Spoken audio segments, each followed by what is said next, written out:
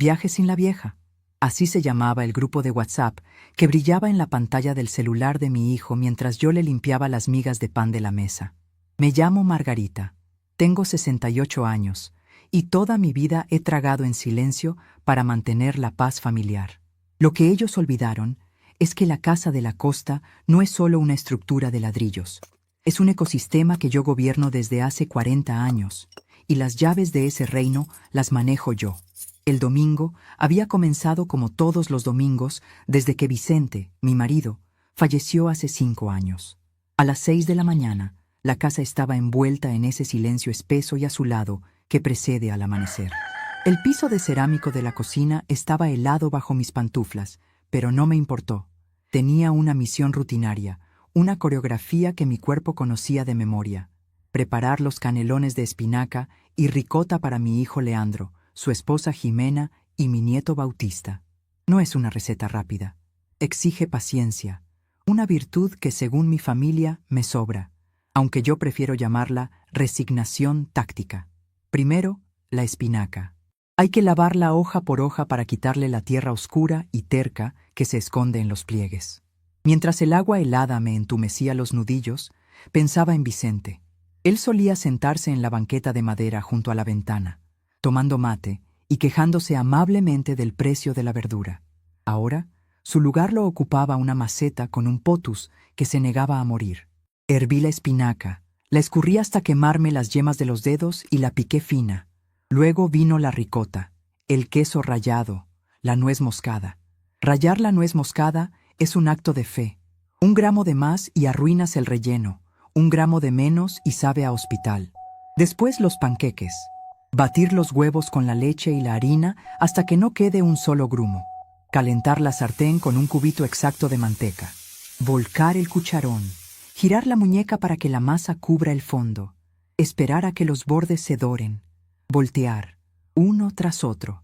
30 panqueques apilados como un monumento a mi propia domesticidad. Y finalmente, la salsa blanca y la salsa de tomate. Espesas, humeantes, llenando la casa de un aroma que, para cualquier persona normal, significaría hogar. Para Jimena, mi nuera, significaba olor a encierro que se te impregna en el pelo. A la 1:30 en punto, escuché el motor de la camioneta de Leandro estacionando en la puerta. Nunca llegan a la 1:15 para ayudar a poner la mesa, ni a las 2, cuando ya todo está frío. Llegan en el momento exacto en que el trabajo duro ha terminado y solo queda sentarse a devorar. La puerta se abrió de golpe, trayendo consigo el ruido de la calle y la energía caótica de quienes creen que el mundo les debe pleitesía. «Hola, ma», gritó Leandro desde el pasillo, dejando caer sus llaves en el cuenco de cerámica de la entrada con un estruendo innecesario. Leandro tiene 42 años, pero a veces, por la forma en que espera que la comida aparezca mágicamente frente a él, parece de 12. Jimena entró detrás, con sus eternos anteojos de sol oscuros apoyados en la cabeza como una diadema y una bufanda de diseño que probablemente costaba más que mi jubilación mensual. «Margarita, qué calor hace acá adentro», fue su saludo, acompañado de un beso al aire que pasó a 5 centímetros de mi mejilla. «¿No podés abrir un poco la ventana? Te va a hacer mal tanta humedad». «Hola, Jimena. El horno estuvo prendido toda la mañana», respondí, con esa voz neutra y pulida que perfeccioné a lo largo de décadas. Bautista, de 10 años, entró arrastrando los pies, con la mirada clavada en la pantalla de su tableta. No dijo hola. Se dirigió directamente al sillón del living, se tiró de espaldas y subió el volumen de un video donde un muchacho gritaba mientras jugaba a algo incomprensible. «Bauti, saluda a la abuela», dijo Leandro, ya abriendo la heladera para buscar una cerveza. El niño levantó una mano sin apartar los ojos de la pantalla y emitió un gruñido. Leandro me miró y se encogió de hombros, destapando la botella. «Es la edad, ma. Está sobreestimulado», dijo, como si fuera un diagnóstico médico y no el resultado de años de criar a un niño sin enseñarle a decir gracias. Nos sentamos a la mesa. Serví los canelones. El sonido de los cubiertos chocando contra la loza llenó el comedor. Como siempre, yo me serví las porciones de los bordes, las que se habían tostado un poco de más y se pegaban a la fuente. Siempre digo que son mis favoritas. Es una mentira piadosa que a ellos les resulta sumamente conveniente creer. La conversación fluyó con la monotonía habitual. Leandro se quejó largamente de su trabajo en la agencia de seguros, de su jefe, del tráfico en la autopista, de los impuestos. Escucharlo es como sintonizar una radio que solo transmite tragedias cotidianas de la clase media alta. Jimena, por su parte, intercalaba comentarios sobre el estrés que le producía organizar el cumpleaños de una amiga y lo mal que la habían atendido en la peluquería. Yo asentía, servía más agua, alcanzaba el pan, limpiaba la mancha de salsa que Bautista acababa de dejar caer sobre el mantel blanco. Era invisible, una pieza más del mobiliario, diseñada para facilitarles la existencia. Fue a mitad de la comida cuando Leandro soltó la carnada. «No doy más, ma. Te juro que la ciudad me está consumiendo», dijo, pasándose una mano por el pelo con un dramatismo ensayado. «El estrés me está matando. Necesito desenchufarme urgente. Deberías descansar, hijo», dije, cortando un trozo de panqueque quemado. Jimena se limpió las comisuras de los labios con delicadeza. Sí, estábamos pensando que nos vendría bien una escapada. La semana que viene Bautista tiene 3 días sin clases por unas jornadas docentes, y yo puedo pedirme jueves y viernes en el estudio. ¡Qué casualidad!, dije, sabiendo exactamente a dónde iba la conversación. Les vendría bien ir a la costa, respirar un poco de yodo, caminar por la arena. A mí también me vendría bien salir un poco de la ciudad. Puedo preparar las sábanas grandes y... El sonido metálico del tenedor de Jimena cayendo sobre el plato interrumpió mi frase. Se hizo un silencio denso, solo interrumpido por los disparos del videojuego de Bautista en el living. Jimena miró a Leandro con los ojos muy abiertos, una mirada que claramente decía: «¿Arregla esto?». Leandro carraspeó, incómodo. Se removió en la silla, tomó un trago largo de cerveza y me miró con esa sonrisa de niño arrepentido que solía funcionarle cuando tenía 15 años y rompía un vidrio con la pelota. «Ah, ma, lo que pasa es que pensábamos ir solos, ya sabes, como para reconectar un poco. Shime y yo venimos con muchos roces por el estrés, y Bauti necesita su espacio. Queríamos ir en plan intimidad familiar, solo los 3». La palabra «solos» quedó flotando sobre la mesa de roble, pesada como una piedra. «Además, Margarita», intervino Jimena recuperando rápidamente la compostura y el tono paternalista que reserva para mí. «Vos siempre decís que en esta época del año el viento del mar te hace doler las rodillas y la casa es fría en mayo. Te vas a aburrir allá sola mientras nosotros salimos. Es mejor que te quedes acá, cómoda, con tus cosas». Yo nunca había dicho que el viento me hiciera doler las rodillas. Mis rodillas son de acero, forjadas por décadas de fregar pisos y subir escaleras. Y amo el mar en invierno, cuando la playa está desierta y el cielo tiene ese color gris plomo que invita a pensar en paz. Pero la narrativa ya estaba escrita por ellos. Yo era la anciana frágil que debía quedarse tejendo en la ciudad mientras ellos usaban mi casa como un hotel de paso. La casa de la costa no es un chalecito cualquiera.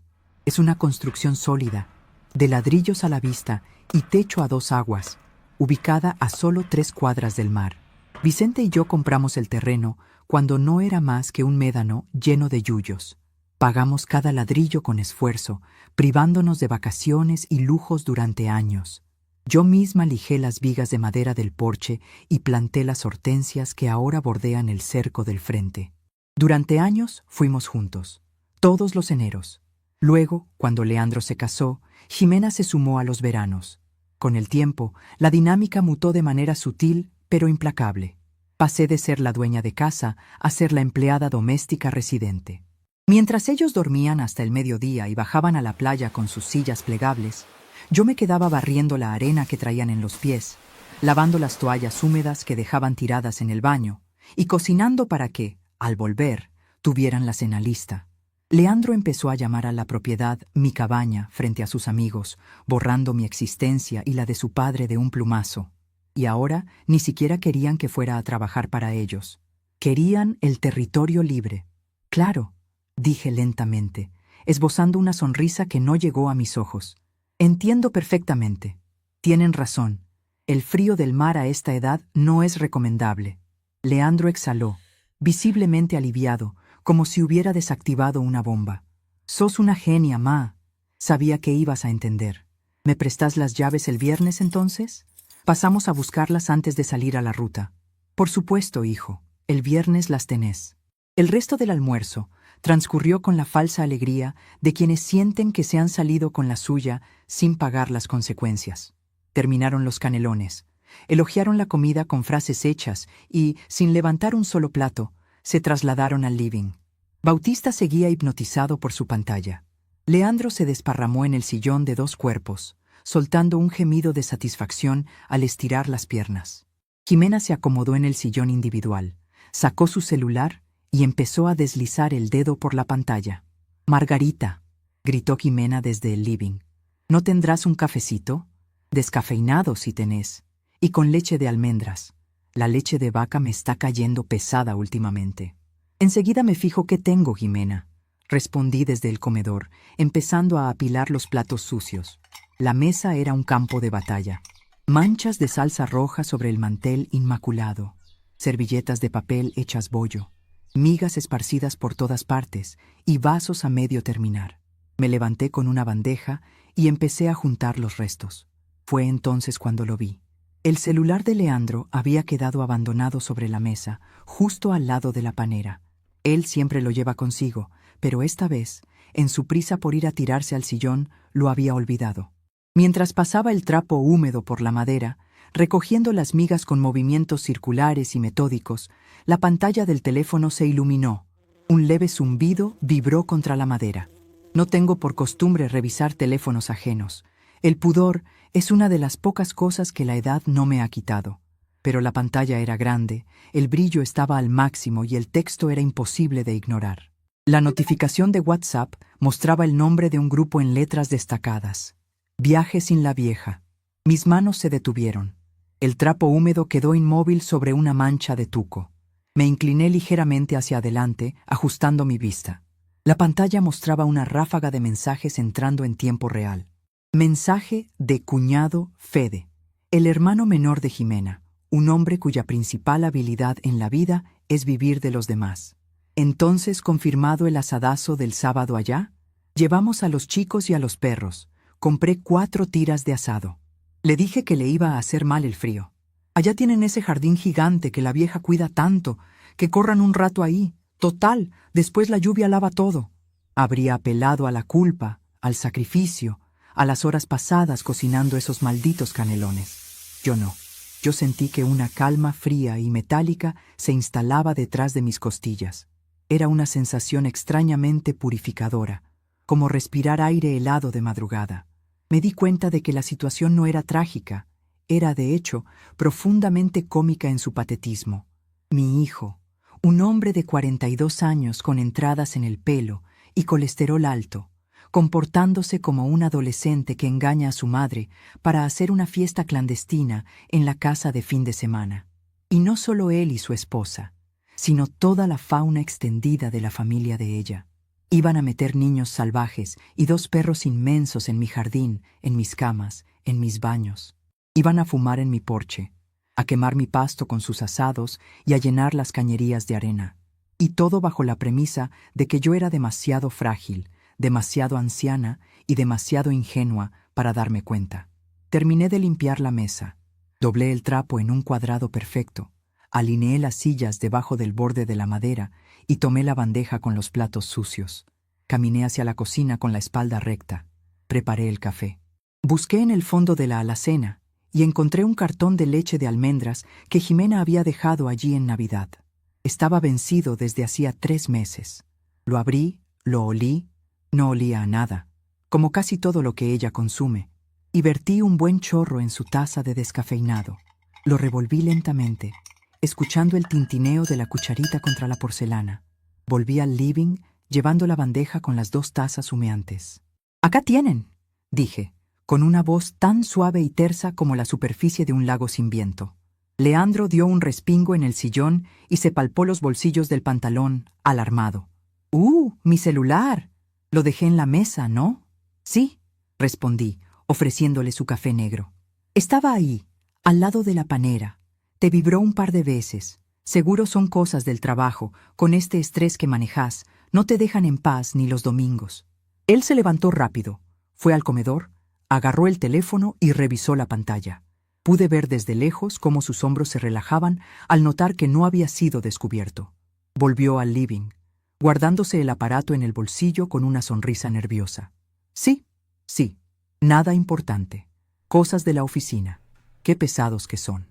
Mintió con la fluidez de quien lleva años practicando el autoengaño. El estrés, murmuré, dándole un sorbo a mi propio café. Definitivamente deberías descansar, hijo. Te va a hacer muy bien ese viaje de pura intimidad familiar con Jimena y Bautista. Van a poder reconectar en paz. Jimena sonrió ampliamente, tomando un sorbo de su leche de almendras vencida. Gracias, Margarita. Sos un amor por entender. Es justo lo que necesitábamos. Allá en la costa no hay nadie en esta época. Es ideal para estar tranquilos. Aunque la gente del pueblo a veces es un poco pesada, ¿viste? Esa señora de la panadería o el viejo que te arregla las cosas. Son tan metidos. Pero bueno, los ignoraremos. Sí, dije mirándola fijamente a los ojos detrás de sus anteojos de sol. Ignorarlos es lo mejor. Se fueron 1 hora más tarde. La rutina de despedida fue la de siempre. Besos al aire, Bautista arrastrando los pies hacia la camioneta sin despegar la vista de la pantalla, y Leandro prometiendo llamar. «Te pego un tubo el jueves a la noche, ma, para arreglar lo de las llaves», gritó desde la ventanilla, ya con el motor en marcha. «Cuando quieras, hijo. Acá voy a estar». La camioneta arrancó y dobló la esquina, desapareciendo de mi vista. Me quedé en la vereda unos segundos, sintiendo el aire fresco de la tarde en la cara. Luego entré y cerré la puerta con doble llave. La casa volvió a sumirse en ese silencio espeso de las madrugadas, pero ahora no se sentía solitario. Se sentía como un lienzo en blanco. Caminé hacia la cocina y miré la pila de platos sucios, las fuentes con restos de salsa seca, las copas manchadas. No los lavé, los dejé ahí, como un monumento temporal a la vida que acababa de terminar. Me dirigí al mueble del pasillo, donde guardo la vieja guía telefónica y mi pequeña libreta negra de tapas gastadas. Leandro y Jimena creen que el mundo funciona a través de aplicaciones, transferencias bancarias y grupos de chat con nombres ingeniosos. Creen que la casa de la costa existe en un vacío, disponible solo para su disfrute. Ignoran que las casas de los pueblos costeros no sobreviven a los inviernos solas. Sobreviven gracias a una red invisible de lealtades, de favores, de miradas atentas y de gente que sabe quién es quién. Abrí la libreta en la letra E, doña Elvira, la dueña de la panadería, la mujer pesada, según Jimena. La misma mujer a la que le presté el dinero para arreglar su horno hace 15 años cuando el banco le dio la espalda, y que me manda una caja de alfajores de maicena cada Navidad. Luego busqué la letra A, don Aníbal, el viejo metido, el hombre que reparó el techo de mi casa bajo la peor tormenta del 98 y cuyo nieto aprendió a tocar el teclado en el viejo piano que yo le regalé. Aníbal, que tiene una copia de las llaves de mi casa y conoce el sonido de mis pasos. Mañana es lunes. Leandro espera que le entregue las llaves de un paraíso vacío el viernes. Piensa llevar a su cuñado, a su cuñada, a sus sobrinos destructivos y a sus perros para saquear mi territorio, celebrando su audacia en un grupo llamado Viaje sin la Vieja. Levanté el tubo del teléfono fijo. El tono de marcado ronroneó contra mi oreja, un sonido antiguo y constante. Marqué el número de la costa, el código de área que conozco mejor que mi propia fecha de nacimiento. «Viaje sin la Vieja», susurré a la sala vacía mientras escuchaba el primer tono de llamada. Vamos a ver de quién es el viaje y quién se queda sin casa. El teléfono sonó 3 veces antes de que la línea se abriera con ese chasquido estático y profundo que tienen las llamadas de larga distancia. Al otro lado, la respiración pesada de un hombre mayor delató que lo había despertado. Eran casi las 10 de la noche del domingo. Don Aníbal tosió un par de veces, aclarando la garganta antes de articular palabra. Su voz sonó ronca, cargada de la humedad típica de los que viven a 3 cuadras del mar durante todo el año. «¿Hola? ¿Quién habla a esta hora?», preguntó desconfiado. «Aníbal, soy Margarita», dije, manteniendo el tubo firme contra mi oreja. Hubo un silencio breve del otro lado, seguido por el ruido de resortes de una cama vieja.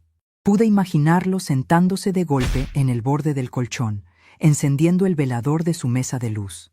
«Margarita, qué sorpresa, por Dios. ¿Pasó algo con la casa? ¿Anduvieron los pibes esos que rompen los vidrios? Mire que yo pasé ayer a la tarde y estaba todo en orden. Las persianas bajas, el candado del portón puesto. No, Aníbal, quédese tranquilo, la casa está bien. Lo llamo porque necesito pedirle un favor grande y tiene que ser mañana mismo a primera hora. Usted dirá, doña, ya sabe que para usted y para don Vicente, que en paz descanse, lo que sea. Mañana me tomo el primer micro para allá. Llego a la terminal a eso de las 10 de la mañana. Necesito que me espere en la puerta de la casa con su caja de herramientas. Vamos a desarmar algunas cosas. Y necesito que me consiga un par de cajas de cartón grandes de la roticería de su yerno». La estática de la línea pareció amplificarse por un segundo. Aníbal tardó en responder. «¿Viene sola, Margarita? Mire que el viento sur está pegando feo esta semana. El agua de las cañerías debe estar helada. ¿Y desarmar? ¿Qué vamos a desarmar? ¿Se rompió algo de la instalación eléctrica?» «No se rompió nada físico, Aníbal. Al menos nada que se arregle con cables. Lo espero a las 10». Corté la comunicación antes de que pudiera hacer más preguntas. Colgué el tubo negro en la horquilla de la pared y me quedé mirando el aparato por unos instantes. La decisión ya estaba tomada. No había vuelta atrás. Cuando una mujer de mi edad y de mi carácter toma una determinación en silencio, el mundo a su alrededor ya empezó a cambiar, aunque los demás tarden días en darse cuenta. A la mañana siguiente, el despertador no llegó a sonar. A las 4:30, yo ya estaba de pie. El piso de cerámico estaba igual de frío que el domingo, pero esta vez no había espinacas que lavar, ni ricota que mezclar, ni panqueques que apilar. Fui al baño, me lavé la cara con agua helada y me vestí con la ropa de los días importantes. Un pantalón de paño grueso, zapatos de cuero de suela baja y el tapado de lana gris que Jimena alguna vez dijo que me hacía parecer una monja de clausura. Me preparé un café negro, fuerte, sin azúcar. Lo tomé de pie, mirando por la ventana de la cocina cómo la ciudad empezaba a desperezarse bajo la luz anaranjada de los faroles de la calle. A las 5:15 tomé un taxi hasta la terminal de ómnibus. El edificio era un hervidero de luces fluorescentes, olor a gasoil y gente arrastrando valijas. Fui directo a la boletería de la empresa que hace el recorrido por la ruta provincial. Compré un pasaje de ida para el servicio de las 6 y uno de vuelta para el miércoles por la tarde. El vendedor me miró por encima de sus anteojos de lectura, selló los boletos con un golpe seco y me los deslizó por debajo del vidrio blindado. El viaje duró 4 horas. Me senté del lado de la ventanilla, apoyando la frente contra el cristal vibrante, mientras el micro dejaba atrás el cemento de la ciudad y se adentraba en los campos grises y escarchados del invierno bonaerense. Mi mente viajó hacia atrás, a una tarde de noviembre de 1982. Recordé a Vicente. Tenía las manos cubiertas de polvo de ladrillo y cal, los nudillos lastimados por cargar las bolsas de cemento.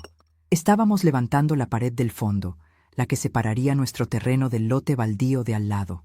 Leandro tenía 6 años y jugaba en la arena con un balde de plástico amarillo, ajeno al esfuerzo titánico que sus padres estaban haciendo para construir un refugio.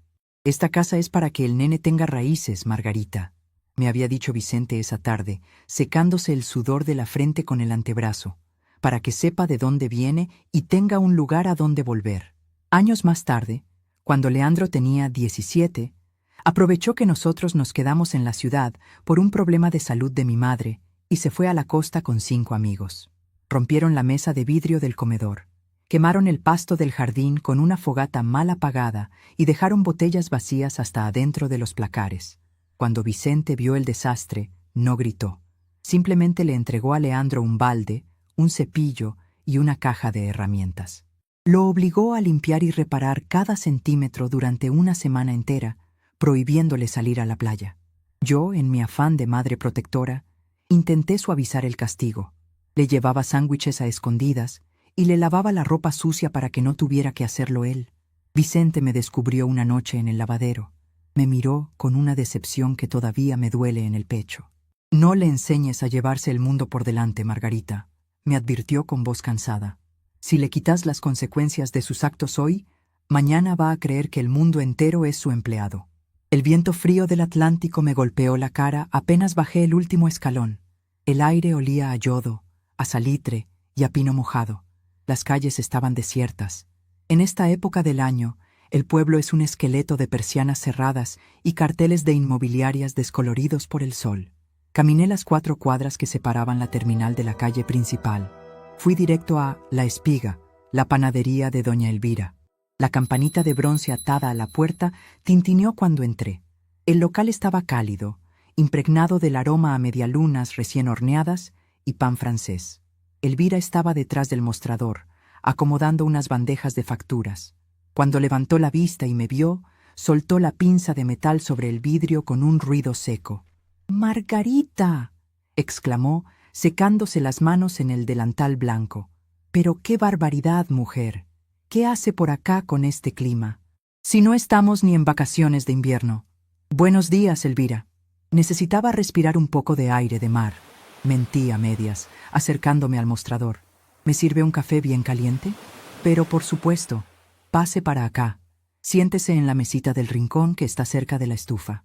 Elvira me trajo el café humeante y un plato con 2 alfajores de maicena que no le pedí, pero que acepté con un movimiento de cabeza. Se sentó en la silla de enfrente, apoyando los codos sobre la mesa de fórmica. Sus ojos oscuros y curiosos me escrutaron con la confianza de los años. «Menos mal que vino sola, Margarita», dijo de pronto, bajando el tono de voz como si estuviéramos compartiendo un secreto de estado. «Le digo la verdad, la última vez que vino su hijo con toda esa comitiva. Mamita querida». Le di un sorbo al café, sintiendo cómo el líquido caliente me bajaba por la garganta, dándome calor. No dije nada. Dejé que el silencio hiciera su trabajo. Elvira, que nunca pudo resistirse a un silencio prolongado, continuó. «No es por hablar mal de la familia. Usted sabe que yo a Leandro lo conozco desde que andaba en triciclo por la vereda. Pero esa gente que trae su nuera, el hermano de ella, ese muchacho alto que se hace el simpático. El verano pasado vinieron acá a comprar pan. Me quisieron pagar con un billete de 1000 pesos que estaba más falso que promesa de político. Y cuando les dije que no se los aceptaba, el sinvergüenza me dijo que yo era una vieja de pueblo que no sabía reconocer la plata nueva. Apreté el asa de la taza de cerámica. Y ni le cuento de los perros», siguió Elvira, negando con la cabeza. «Trajeron esos 2 perros grandotes. Hermosos los animales, no tienen la culpa. Pero los dejaban sueltos por la calle. Me escarbaron todo el cantero de petunias que tengo en la vereda. Cuando le fui a decir a su nuera, me miró por arriba de esos anteojos negros que usa y me dijo que la calle es pública. Así nomás. La calle es pública», repetí lentamente, saboreando la ironía de la frase. «Tiene razón, Elvira. La calle es pública, pero las casas tienen dueño». Terminé el café, le pagué dejándole una propina generosa bajo el plato y me despedí. Caminé hacia mi casa. A lo lejos escuchaba el rugido sordo del mar rompiendo contra la arena. Al llegar a la esquina de mi cuadra, vi la estructura de ladrillos a la vista, recortándose contra el cielo gris. En el porche de madera, sentado sobre una caja de herramientas, estaba don Aníbal. Llevaba un gorro de lana calado hasta las orejas y fumaba un cigarrillo negro. Al verme, tiró la colilla al piso, la pisó con la bota de trabajo y se puso de pie. «Margarita», saludó, quitándose el gorro por respeto. «Ya le prendí el termotanque, como hacemos siempre, para que tenga agua caliente, y le traje las cajas que me pidió». «Gracias, Aníbal, pero apague el termotanque. No lo vamos a usar». El hombre frunció el ceño, confundido. Saqué mi manojo de llaves del fondo de la cartera. Eran pesadas, de bronce macizo, unidas por un llavero de plata con un ancla de madera que Vicente había comprado en una feria artesanal 20 años atrás. Metí la llave en la cerradura principal. El mecanismo giró con un chasquido metálico perfecto, producto de las gotas de aceite que yo misma le ponía cada fin de temporada. Empujé la puerta pesada de roble. El aire frío y encerrado me envolvió al instante. Olía a cera para pisos, a madera lustrada y a ese dejo salado que el mar impregna en las paredes de la costa. Entré al living. Todo estaba exactamente como lo había dejado en marzo. Los sillones cubiertos con fundas de lienzo para protegerlos del polvo, la mesa ratona con el centro de mesa de caracoles, las cortinas pesadas bloqueando la luz. «¿Qué vamos a desarmar, doña?», preguntó Aníbal desde el umbral, sin animarse a entrar del todo. Todo lo que tenga mi nombre y el de Vicente. Aníbal, respondí, sacándome el tapado y colgándolo en el perchero de la entrada. Absolutamente todo. Fueron 4 horas de trabajo metódico y silencioso. Aníbal armó las cajas de cartón y yo empecé a llenarlas. Primero, las fotografías. Descolgué el cuadro grande del pasillo donde estábamos Vicente y yo el día que terminamos el techo. Saqué los portarretratos de plata de las mesas de luz. Luego pasé a la cocina. Vacié los cajones de los cubiertos buenos, los que habían sido de mi madre. Envolví las tazas de porcelana inglesa en papel de diario y las acomodé en el fondo de una caja. Fui a los dormitorios y saqué los acolchados de plumas, las mantas tejidas a mano, las sábanas de algodón egipcio que yo misma lavaba y planchaba cada verano. Dejé los colchones desnudos, apenas cubiertos por el forro protector. Desenchufé el microondas nuevo, la cafetera eléctrica y el televisor de pantalla plana que había comprado con mis ahorros el año anterior. Aníbal los cargó en silencio y los llevó al galponcito de herramientas que hay en el fondo del terreno, cerrándolo con un candado reforzado cuya única llave me guardé en el bolsillo. Para las 2 de la tarde, la casa estaba vacía de alma. Quedaban los muebles grandes, los electrodomésticos básicos y las paredes limpias. Era un cascarón funcional. Ya no era un hogar, era simplemente un inmueble. «Listo», dije, cerrando con cinta de embalar la última caja. «Mañana a la mañana pasa el expreso a buscar todo esto para llevarlo a un depósito en la ciudad». Aníbal se secó el sudor de la frente con un pañuelo a cuadros. Me miró con esa sabiduría triste que tienen los hombres que han visto demasiadas tormentas. «No voy a preguntar, doña, pero se nota que está haciendo limpieza grande. Es hora de renovar el aire, Aníbal. Ahora necesito que me acompañe al centro. Voy a la inmobiliaria de Rossi». Caminamos juntos hasta la avenida principal. La inmobiliaria Rossi y Asociados ocupaba un local de doble vidriera frente a la plaza. Eduardo Rossi, el hijo del fundador, estaba sentado detrás de un escritorio de vidrio, tecleando en una computadora. Al escuchar la campana de la puerta, levantó la vista. Su expresión de aburrimiento se transformó en sorpresa genuina. «Margarita, pero qué milagro. Pase, siéntese por favor. ¿Qué la trae por acá en pleno mayo? ¿Problemas con los impuestos municipales?» Yo le dije a Leandro, la última vez que vinieron, que había que actualizar la partida inmobiliaria. Me senté en la silla de cuero negro frente a su escritorio. Apoyé mi cartera sobre las rodillas y mantuve la espalda recta. «No vengo por impuestos, Eduardo. Vengo a poner la casa en alquiler permanente, anual». Rossi parpadeó un par de veces, asimilando la información. Dejó caer la lapicera que tenía en la mano sobre el escritorio. «¿Alquiler anual? Pero, Margarita, ¿y los veranos? ¿Y su hijo? Leandro siempre me dice que esa casa es su refugio, que no la cambian por nada. Si la alquila todo el año, la pierden para la temporada. Mi hijo ya está grande y tiene otros rumbos. Yo ya no tengo energía para mantener una casa cerrada 11 meses al año para que se use 15 días. Quiero alquilarla, y quiero hacerlo hoy mismo». Rossi se acomodó en la silla, adoptando de inmediato su postura de vendedor. «Bueno, si es una decisión tomada, le digo que es un excelente momento. Hay una demanda brutal de alquileres anuales y muy poca oferta. Todos quieren alquilar solo en verano para hacer diferencia. Justamente, tengo una familia de acá del pueblo buscando desesperadamente. Raúl, el mecánico del taller de la ruta, y Mariana, que es enfermera en la salita. Tienen 3 chicos, excelentes personas, trabajadores, con recibos de sueldo intachables. El dueño de la casa donde vivían la vendió y tienen que dejarla esta misma semana. Están que no duermen de la angustia. Sentí que los engranajes de mi plan encajaban con una precisión casi divina. Una enfermera y un mecánico. 3 chicos del pueblo.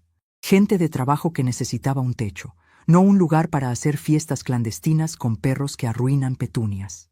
«Perfecto», dije con voz firme. «Se la alquilamos a ellos». «¡Qué maravilla! Los voy a llamar ahora mismo. No lo van a poder creer. Podemos pedir un precio de...». «El precio lo pone usted, Eduardo. Que sea justo para ellos. Pero tengo 2 condiciones innegociables para firmar hoy». Rossi sacó una libreta y un anotador, listo para tomar nota. «¿Cuáles serían, Margarita?» «Primera condición. El contrato entra en vigencia este mismo viernes. Tienen que tomar posesión de la casa el viernes a las 8 de la mañana. Ni un minuto más tarde. Ningún problema. Están con las cajas armadas, se mudan el mismo viernes. ¿Y la segunda? La segunda condición es que, apenas pisen la casa el viernes a la mañana, tienen mi autorización expresa y por escrito para cambiar el tambor de la cerradura de la puerta principal. Es más, no es una autorización, es una exigencia. Yo me hago cargo del costo del cerrajero. Lo descuenta del primer mes de comisión. Pero el viernes al mediodía, las llaves viejas de esa casa no deben servir para abrir absolutamente nada. Rosy me miró fijamente por un largo momento. En los pueblos chicos, nadie necesita que le expliquen las cosas dos veces para entender que hay un mar de fondo. Asintió lentamente, cerró la libreta y encendió la impresora. Comprendido, Margarita. Redacto el contrato ahora mismo. Firmé los papeles con mi lapicera de tinta azul, leyendo cada cláusula con la minuciosidad de un relojero. Dejé un juego de llaves sobre el escritorio de vidrio de Rosy. El juego de copias nuevas que yo usaba. El contrato establecía claramente que Mariana y Raúl eran los legítimos ocupantes de la propiedad a partir del viernes a las 08:00 horas. Volví a la ciudad el miércoles por la tarde. El viaje de regreso me encontró con los músculos del cuerpo doloridos por el esfuerzo de embalar, pero con una ligereza en el pecho que no sentía desde hacía décadas. El jueves por la noche, tal como había prometido, sonó el timbre de mi casa en la ciudad. Abrí la puerta y Leandro entró como una tromba, trayendo consigo el aire helado de la calle y esa energía ansiosa que lo caracteriza. Llevaba puesto un sobretodo azul marino y venía frotándose las manos. Jimena, por supuesto, no lo acompañaba. Ella delegaba el trabajo de interactuar conmigo siempre que le fuera posible. «Ma, qué frío que hace afuera, por favor. ¿Tenés el tecito de manzanilla que me gusta? Vengo con el estómago a la miseria. El estrés de la oficina me está matando». «Claro, hijo. Sentate en el living, ahora te lo llevo». Fui a la cocina, puse a calentar el agua y preparé la taza. Lo escuché desde el comedor, dejándose caer pesadamente en el sillón, emitiendo un suspiro largo y teatral. Cuando le llevé la taza humeante, me senté en la silla de enfrente, cruzando las manos sobre mi regazo. «¡Qué semana, te juro!», empezó a quejarse, agarrando la taza con ambas manos para calentarse. «No veo la hora de agarrar la ruta mañana. Shime está histérica con unos balances del estudio. Bauti está insoportable con los jueguitos. Necesitamos esa paz de la casa. Solo nosotros tres. Intimidad familiar. Desconectar del mundo». Lo miré a los ojos. No había un solo rastro de culpa en su mirada. Mentía con la facilidad de quien ha sido protegido de la verdad toda su vida. «La paz es fundamental, hijo», dije, con un tono neutro y pausado. «El estrés es un enemigo silencioso. Ojalá encuentren en la costa exactamente lo que van a buscar». Leandro sonrió, relajando los hombros. Tomó un sorbo largo de té. «Seguro que sí, ma. Esa casa es un refugio». «Ah, casi me olvido, ¿me separaste las llaves?» «Así ya me las llevo y mañana salimos bien temprano, tipo 10 de la mañana. Queremos aprovechar el día». Me levanté despacio. Fui hasta el mueble del pasillo y abrí el primer cajón. Metí la mano y saqué el llavero, pesado, de bronce macizo, unido por un aro de plata con un ancla de madera gastada. El llavero original, el que había usado desde 1982. El que abría una cerradura que, para mañana al mediodía, ya no existiría. Caminé de vuelta al living y dejé caer el llavero sobre la mesa ratona. El metal chocó contra el cristal con un ruido seco y definitivo. Leandro agarró las llaves al instante, sin siquiera mirarlas, y se las guardó en el bolsillo hondo del sobretodo. «Gracias, ma, sos la mejor. Te prometo que te mandamos fotos de Bauti en la playa, y quédate tranquila, que te cuidamos la casa como oro». «Yo sé que sí, Leandro», respondí, acompañándolo hacia la puerta de entrada. «Que tengan un viaje inolvidable». Abrió la puerta, me dio un beso rápido en la mejilla, de esos que apenas rozan la piel, y salió al pasillo del edificio. Lo vi caminar hacia el ascensor, con la postura erguida del que cree tener el mundo en el bolsillo. Cerré la puerta, pasé la llave doble y apoyé la espalda contra la madera fría. El silencio de mi departamento me envolvió por completo. En mi bolsillo sentí el papel doblado del contrato de alquiler anual. El tablero estaba armado. Las piezas se habían movido. Ahora solo quedaba esperar a que llegaran al mar, y descubrieran que el reino de la vieja ya no les pertenecía. El reloj de pared de la cocina marcó exactamente las 8 de la mañana con un clic seco y definitivo. Estaba sentada a la mesa pequeña, la misma donde 5 días atrás había servido los canelones, observando cómo el vapor se elevaba de mi taza de té negro. 8 de la mañana de un viernes. A esta hora exacta, a casi 400 kilómetros de distancia hacia el sur, Mariana y Raúl estaban cruzando el umbral de la casa de ladrillos a la vista. Podía imaginarlo con una claridad fotográfica. El ruido de las cajas de cartón rozando el marco de madera, la respiración agitada por el esfuerzo de la mudanza y el sonido metálico del cerrajero desarmando el viejo cilindro de bronce. Ese mismo cilindro cuyas llaves originales ahora descansaban en el bolsillo del costoso sobretodo azul marino de mi hijo Leandro. Di un sorbo lento al té. Era una infusión fuerte, oscura y amarga, algo que mi nuera Jimena sin duda calificaría como demasiado agresiva para la flora intestinal. El silencio de mi departamento era absoluto, denso, casi palpable. Era un contraste perfecto con la ruidosa y caótica sinfonía que, estaba segura, se estaba desarrollando en la casa de Leandro en ese mismo instante.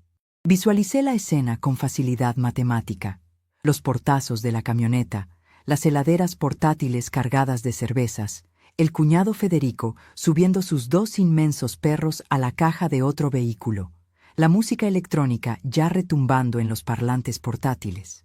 Una fuerza de invasión desprolija y arrogante, preparándose para marchar hacia un territorio que consideraban conquistado y libre de vigilancia.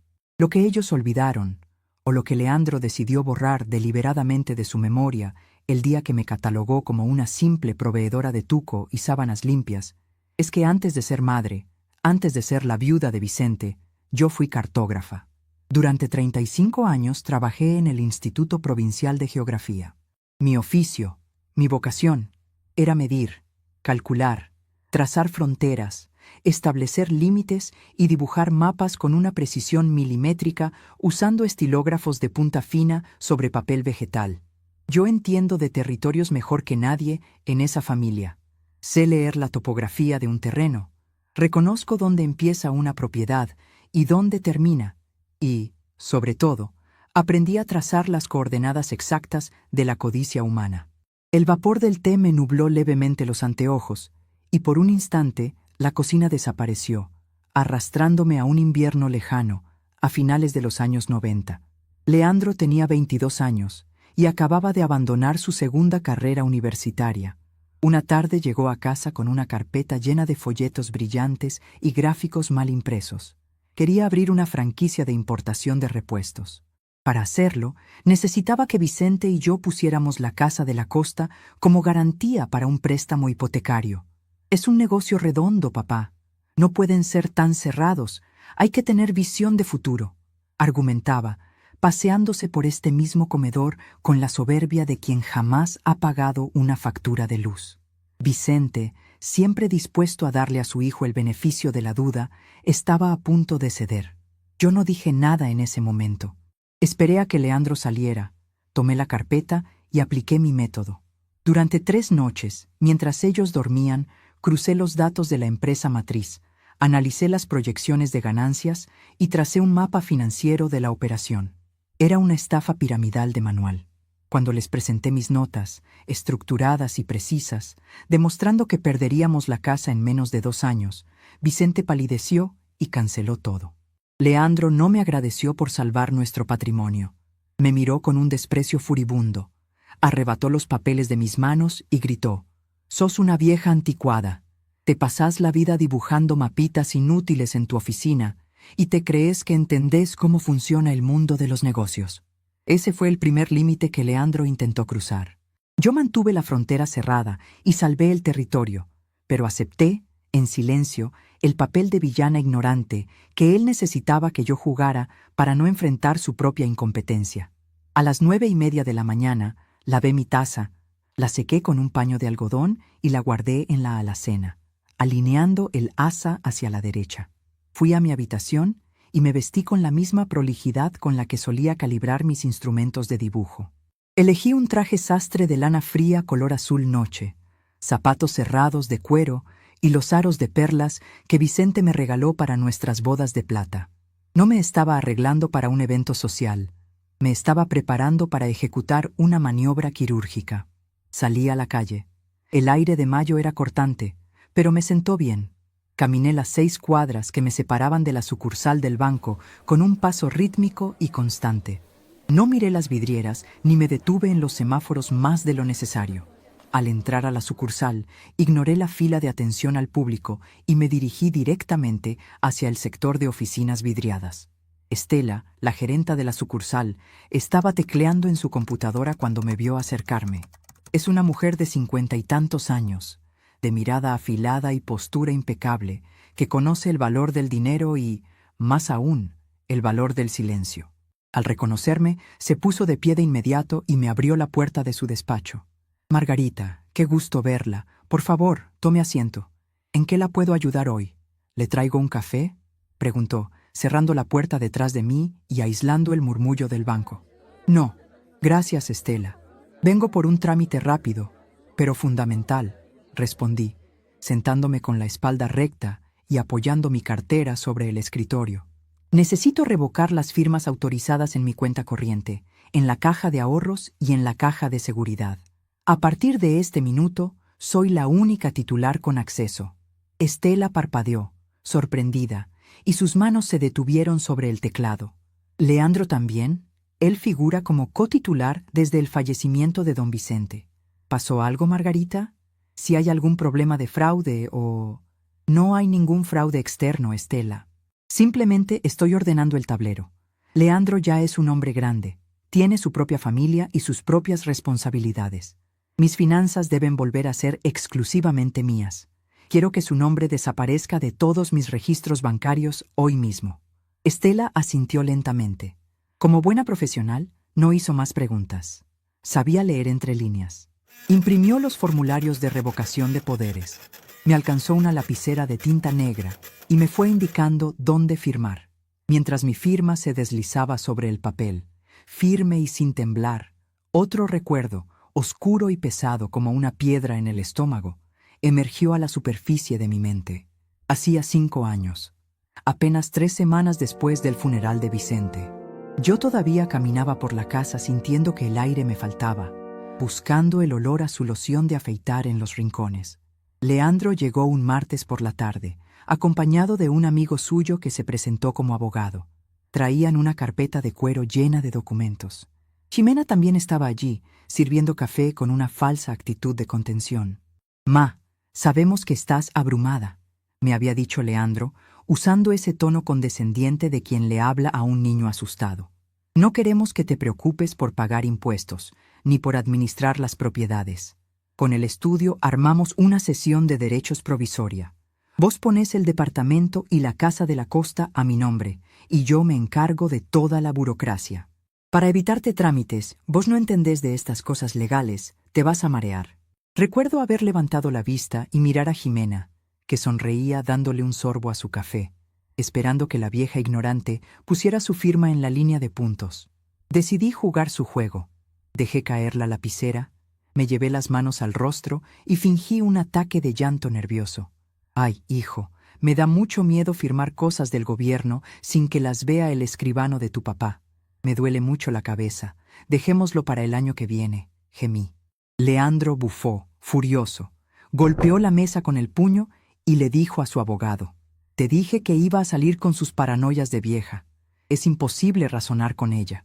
Se llevaron los papeles, convencidos de que yo era demasiado miedosa y estúpida para entender el favor que me hacían. Nunca supieron que esa tarde de martes, mientras lloraba lágrimas falsas, la madre incondicional que los amparaba había muerto de forma silenciosa, dejando en su lugar a una estratega que solo esperaba el momento adecuado para reclamar su territorio. «Todo listo, Margarita», dijo Estela, entregándome los comprobantes sellados, devolviéndome al presente. «A partir de este segundo, ni un solo centavo, ni un solo documento suyo puede ser tocado por nadie que no sea usted. Las cerraduras virtuales están cambiadas. Se lo agradezco mucho, Estela. Que tenga un buen fin de semana». Salí del banco a las 11 de la mañana. El sol había logrado perforar las nubes grises, iluminando las veredas de la ciudad. Sentí una ligereza física, como si me hubieran quitado un chaleco de plomo de los hombros. Había asegurado el perímetro. La fortaleza financiera estaba blindada. Regresé a mi departamento pasado el mediodía. Me quité los zapatos, me puse mis pantuflas cómodas y fui a la cocina.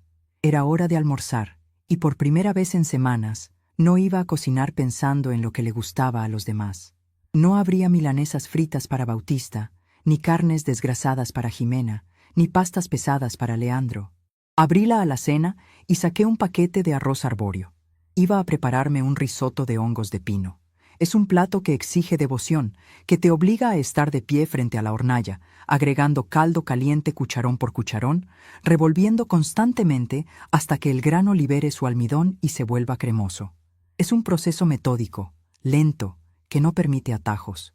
Mientras el aroma del vino blanco y los hongos inundaba mi cocina, mi teléfono celular, apoyado sobre la mesada de mármol, vibró brevemente. Era un mensaje de texto tradicional. Don Aníbal, al igual que yo, no confiaba demasiado en las aplicaciones modernas para los asuntos serios. Limpié mis manos en el delantal y abrí el mensaje. Trabajo terminado, doña Margarita. El cerrajero cambió el tambor a las 8:15. Le dejé las 3 copias nuevas a Mariana. La familia ya está adentro, acomodando sus cosas y prendiendo la estufa. Quedaron encantados. La casa vuelve a tener vida. Un abrazo grande y buen fin de semana. El contraste entre la lentitud pacífica de mi cocina y la velocidad vertiginosa a la que Leandro debía estar conduciendo por la ruta provincial número 2 me resultó poético. Ellos debían estar pasando el segundo peaje en ese momento. Conociendo a mi hijo, seguramente iba superando el límite de velocidad, haciendo luces a los autos que iban más lento. Sintiéndose el amo y señor del asfalto, ansioso por llegar a su castillo junto al mar para descorchar la primera botella de alcohol y dar inicio a su viaje sin la vieja. Serví el risotto en un plato hondo de porcelana. Me senté a la mesa y comí en absoluto silencio, saboreando cada bocado. El reloj marcaba las 2 de la tarde. Faltaban apenas unas horas para que la ilusión de poder de Leandro colapsara contra una puerta de roble macizo. Me trasladé al living y me senté en mi sillón individual, el mismo desde el cual había observado el abandono del celular de Leandro el domingo anterior. Apoyé mi propio teléfono sobre la mesa ratona de cristal, justo en el centro, como si fuera una pieza de ajedrez esperando el movimiento del oponente. La tarde comenzó a estirarse, lenta y perezosa. La luz del sol se fue inclinando, proyectando sombras alargadas sobre la alfombra. A las 3:15, la pantalla del teléfono se iluminó con un mensaje de WhatsApp de Leandro. Paramos a cargar nafta y comer algo rápido, ma. Todo re tranquilo en la ruta. Bauti viene durmiendo y Shime leyendo. Pura paz familiar. En un rato llegamos. Beso. La mentira era tan burda, tan innecesaria, que me provocó una profunda lástima intelectual. Leandro ni siquiera se esforzaba en construir engaños sofisticados. Mentía con la desidia de quien asume que su interlocutor es un idiota. Seguramente no habían parado a comer solos. Estarían en una estación de servicio atestada, con Federico gritando, los perros ladrando y 3 vehículos llenos de supuestos amigos listos para vandalizar mi propiedad. Esa mentira descarada me empujó hacia el tercer y último recuerdo, el más doloroso. El que finalmente había cerrado con llave la puerta de mi afecto incondicional. Ocurrió hace apenas 2 años, el día de mi cumpleaños número 66. Había preparado una torta de nuez, comprado sándwiches de miga y esperado a que vinieran a merendar. Llegaron tarde, por supuesto. Bautista se encerró en el cuarto de huéspedes con su tableta y Leandro y Jimena se sentaron en el living. Yo fui a la cocina a buscar el agua caliente para el té. Mientras esperaba que la pava silbara, escuché sus voces desde el pasillo. No estaban susurrando. Hablaban con el volumen normal de quienes creen que la persona en la otra habitación está sorda, o peor aún, que su presencia no tiene peso. «Me tiene agotada tu madre con esas historias de cuando trabajaba», decía Jimena con su tono nasal y arrastrado. «Siempre con lo mismo, los mapas, los límites, como si hubiera sido la directora de la NASA. Hay que tenerle una paciencia infinita».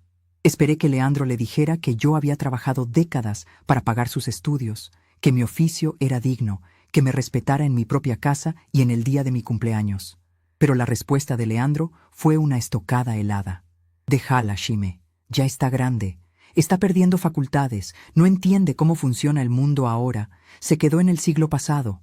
Mientras nos siga cuidando a Bauti los fines de semana que necesitamos salir y nos mantenga impecable la casa de la costa para el verano, hay que seguirle la corriente y decirle que sí a todo. Es inofensiva. Una vieja inofensiva que nos hace la vida más fácil.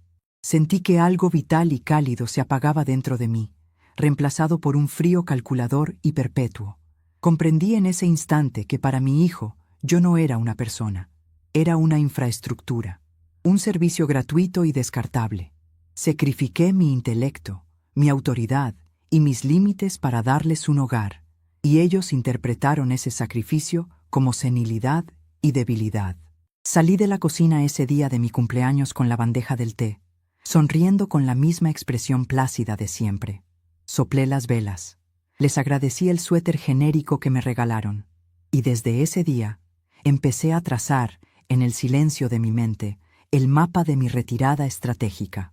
El sonido de un bocinazo en la calle me devolvió al presente. El reloj de la pared del comedor marcaba las 4:30 de la tarde. Me acomodé en el sillón. Las coordenadas se estaban alineando. Calculé mentalmente el recorrido. A esta hora, la caravana de Leandro ya debía haber pasado el arco de entrada del pueblo. Estarían recorriendo la avenida principal, quizás cruzando frente a la panadería de doña Elvira, que seguramente los vería pasar desde su vidriera, con una sonrisa cómplice y los brazos cruzados sobre el delantal.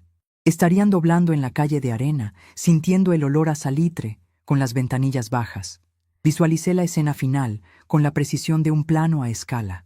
Los vehículos estacionando bruscamente sobre el pasto de la vereda, aplastando las petunias que tanto trabajo me costó cultivar. Federico bajando con sus perros, abriendo latas de cerveza. Jimena quejándose de la humedad mientras se ajustaba la bufanda. Y Leandro. Leandro caminando hacia la puerta principal de madera de roble, con su sobretodo caro, sacando del bolsillo el pesado llavero de bronce con el ancla de madera.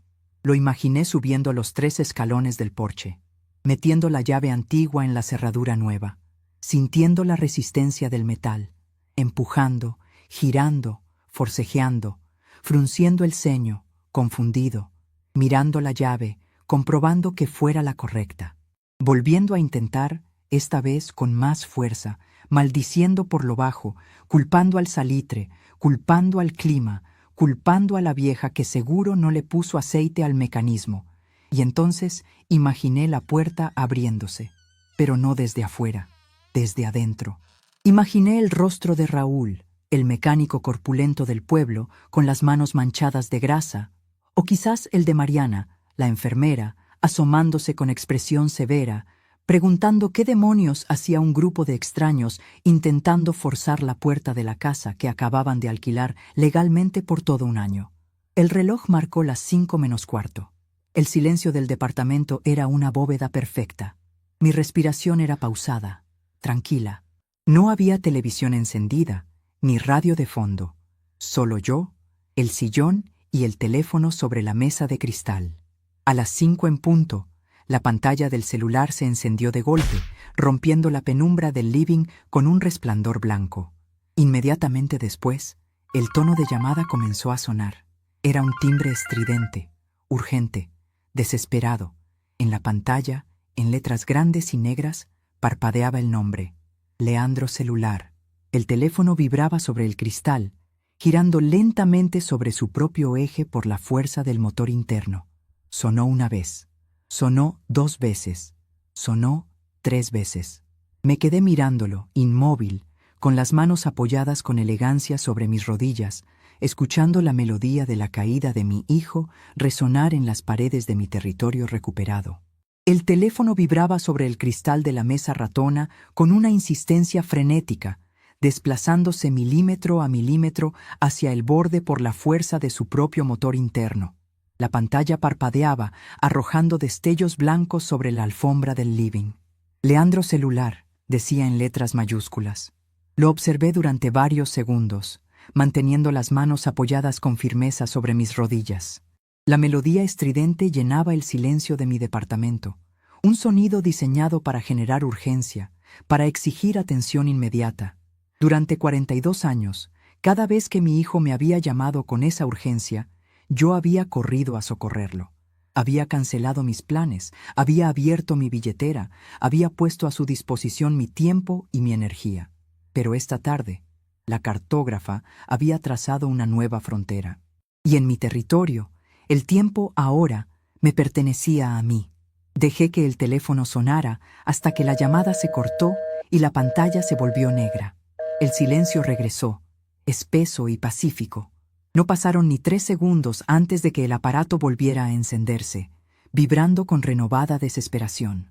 Esta vez me incliné hacia adelante, tomé el teléfono con lentitud, deslicé el dedo por la pantalla de cristal frío y me llevé el auricular a la oreja.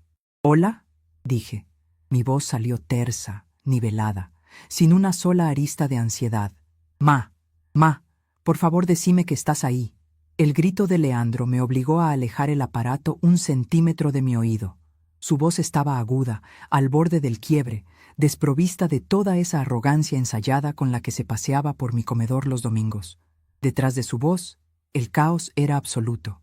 A través de la línea podía escuchar el ladrido grave y furioso de los perros de Federico, el ruido del viento golpeando contra el auricular y la voz de Jimena, aguda y nasal, gritando: «Llama a la policía, Leandro, no te quedes ahí parado como un inútil, llama al patrullero».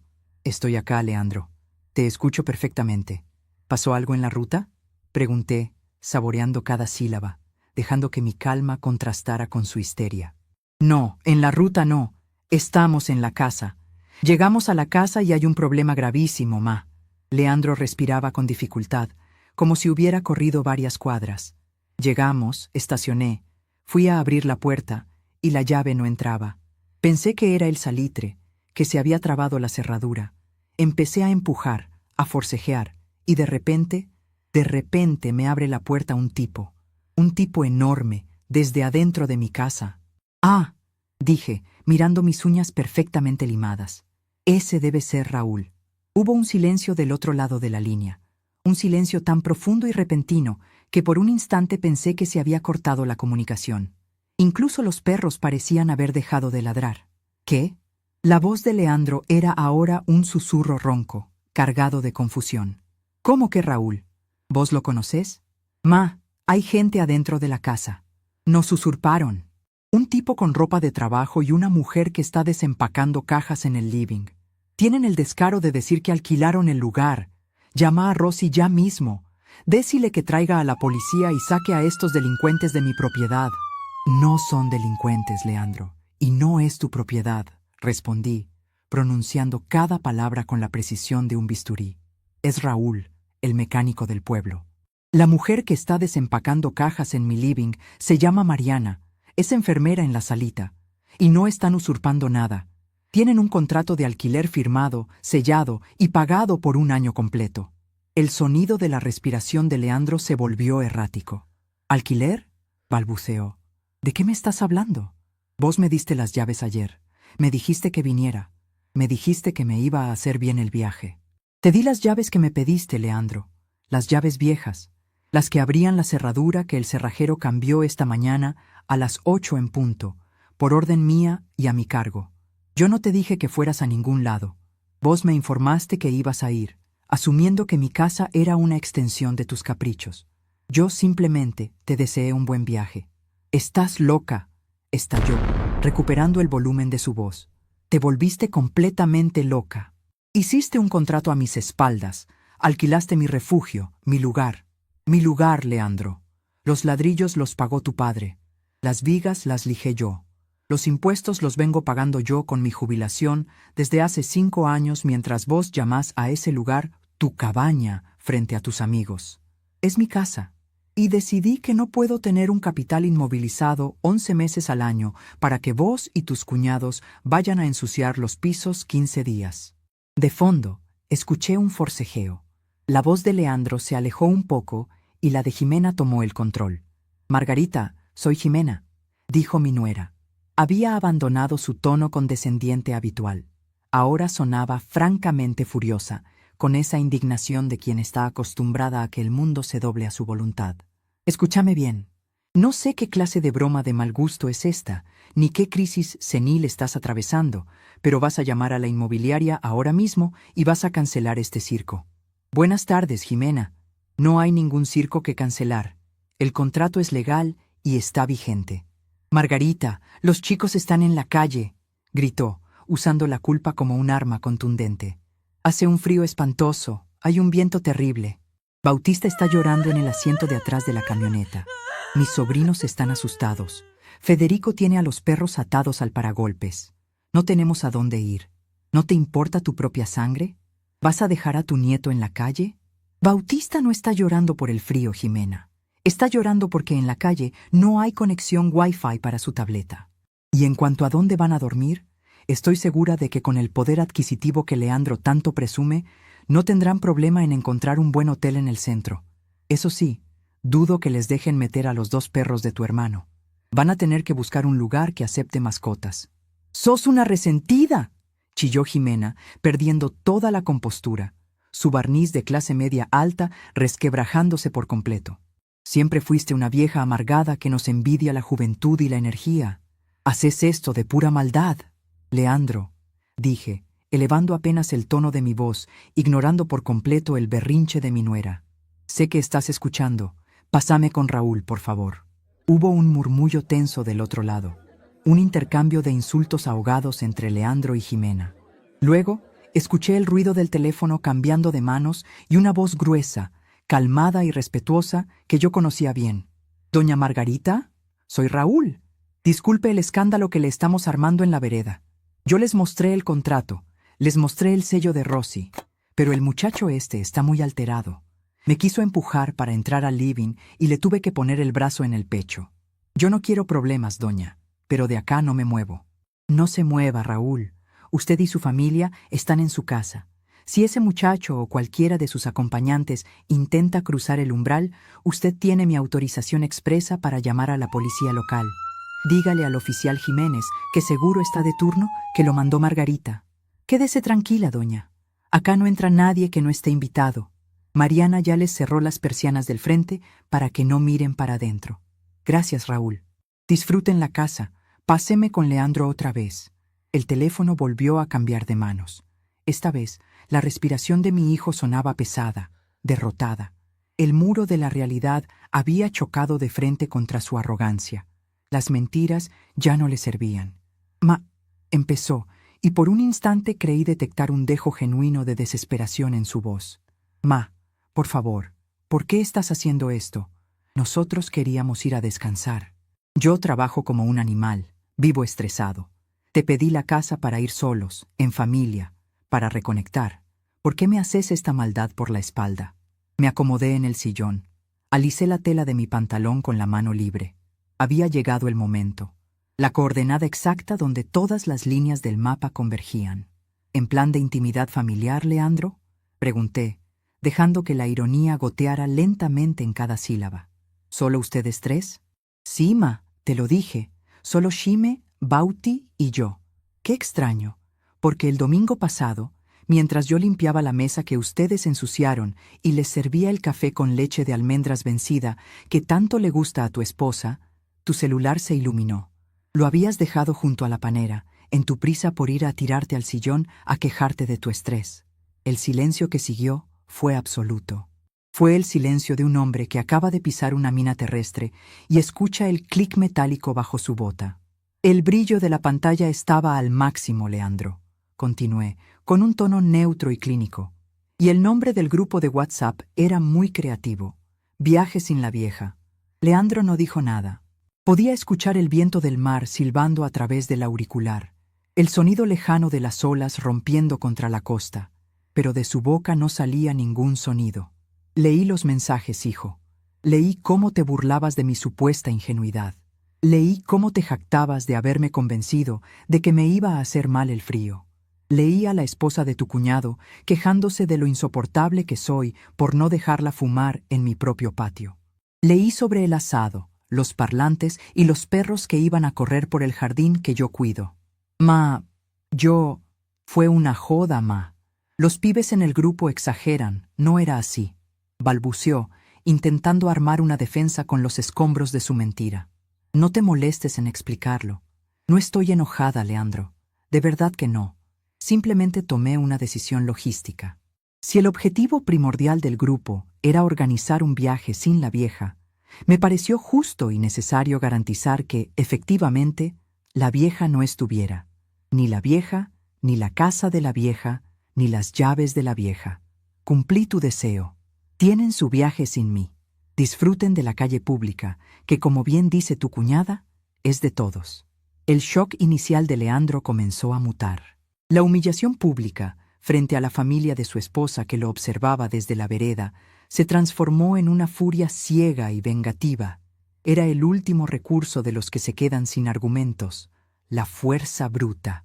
«Te vas a arrepentir de esto, Margarita», siseó, bajando la voz, escupiendo las palabras con un odio que me heló la sangre por un segundo antes de que mi armadura se cerrara por completo. «Te olvidas de que yo manejo tus cosas. Mañana mismo a primera hora llamo al banco. Te bloqueo las tarjetas. Te congelo la cuenta corriente.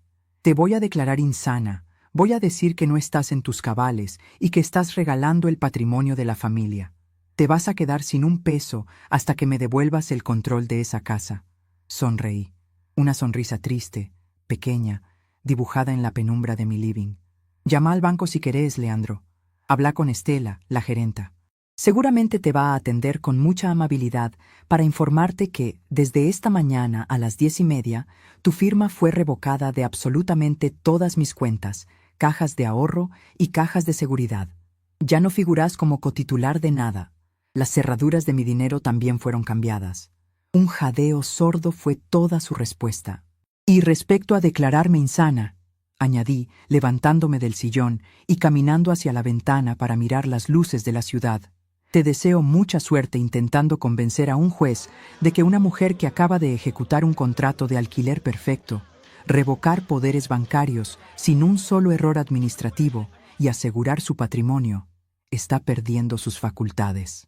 «Sos un monstruo», susurró Leandro, con la voz quebrada por la impotencia. «Mi papá se moriría de vergüenza si viera lo que estás haciendo.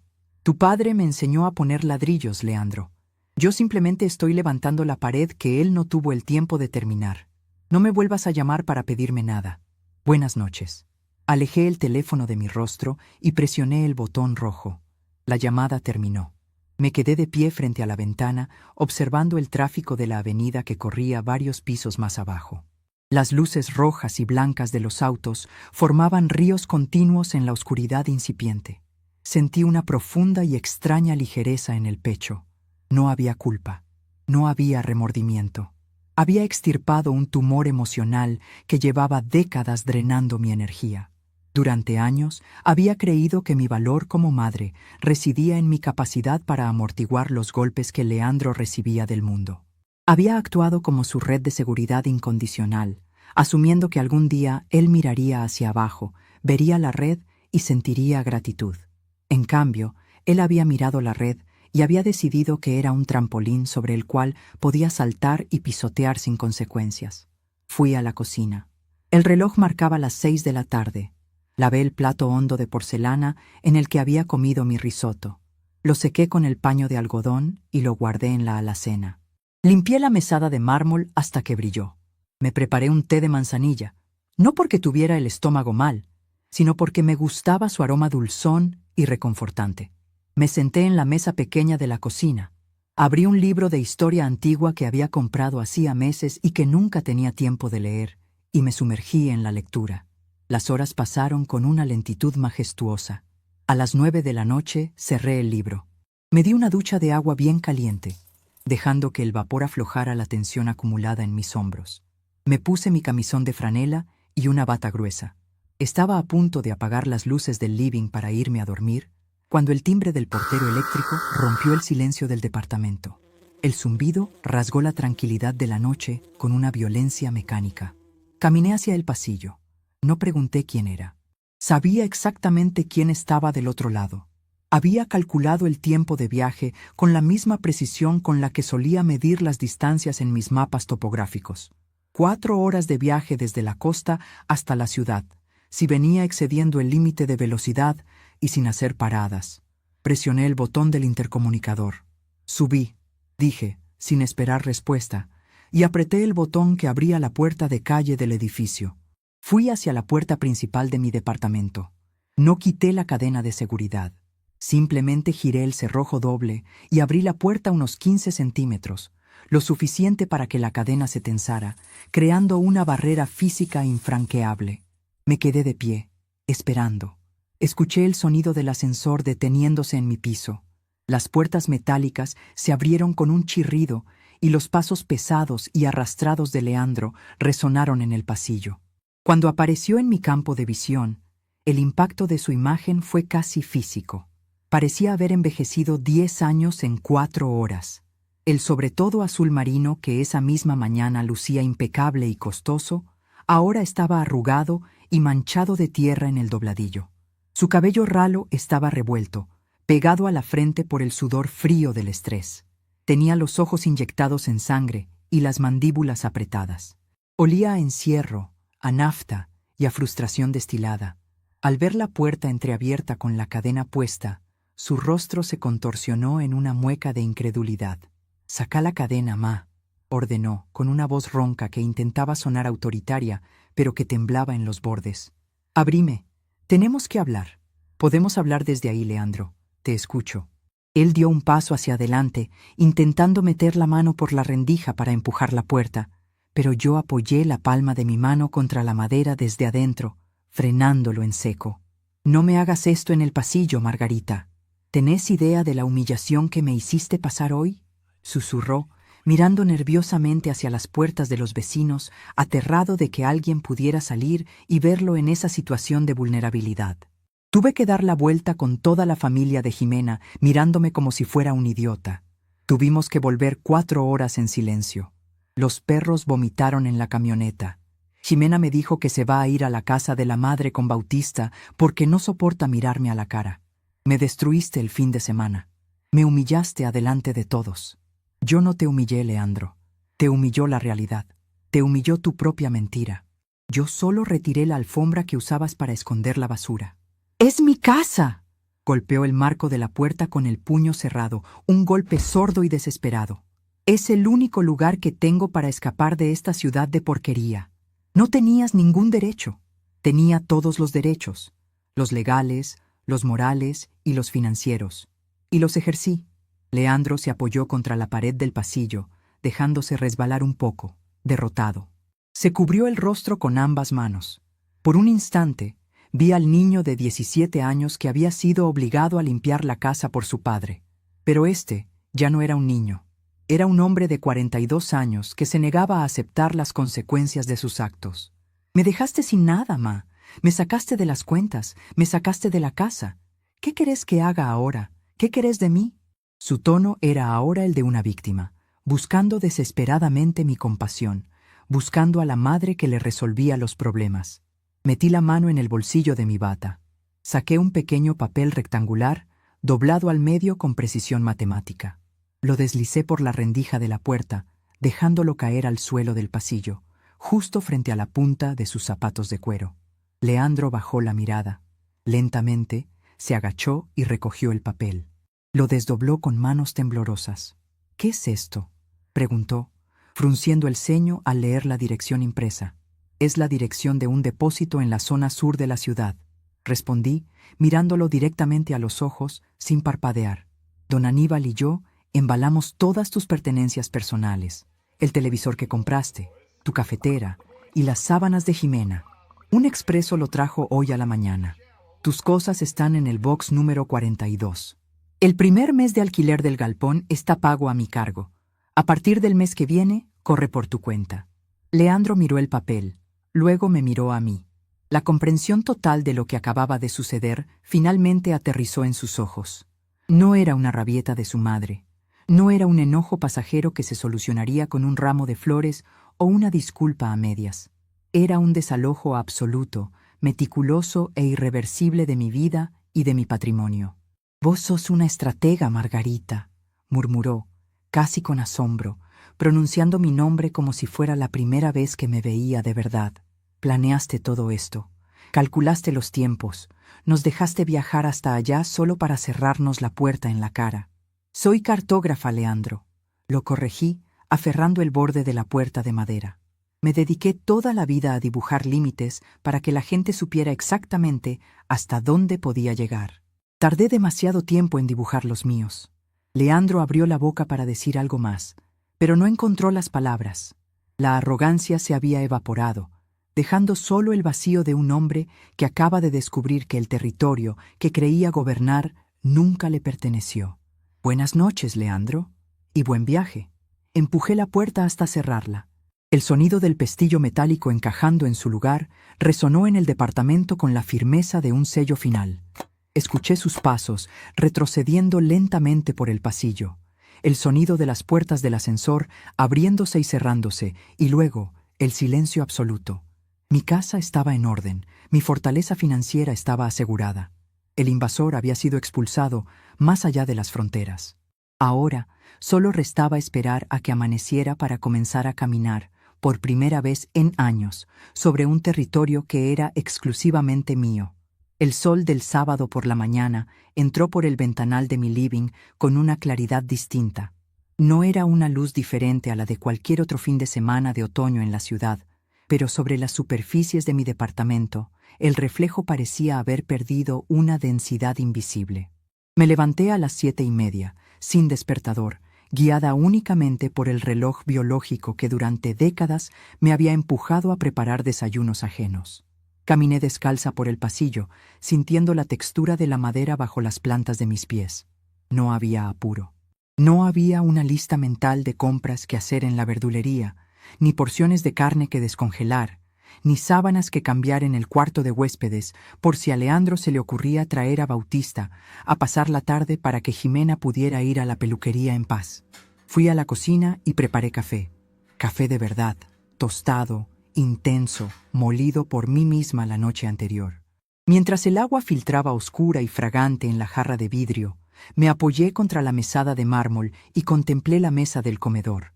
La misma mesa de roble donde, apenas 6 días atrás, mi hijo había dejado abandonado su teléfono celular, revelando la farsa grotesca que había orquestado a mis espaldas.